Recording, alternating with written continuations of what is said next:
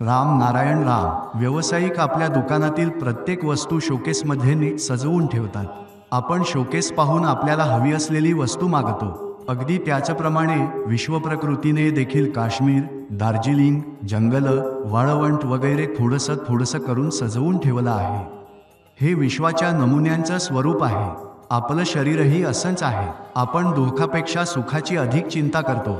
शरीरात महाशांतीचं दर्शन होतं आहे. जर थोडासा आनंद आहे तर महानंद सुद्धा नक्कीच आहे.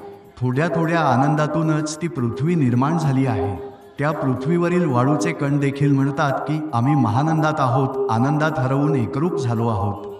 तिथले झाडही पूर्णपणे तृप्त आहेत. ज्यांनी त्या पृथ्वीवर वास्तव्य केलं आहे त्यांनी या विश्वाच्या महातृप्तीचा खजिना आपल्या जवळ राखून ठेवलेला आहे.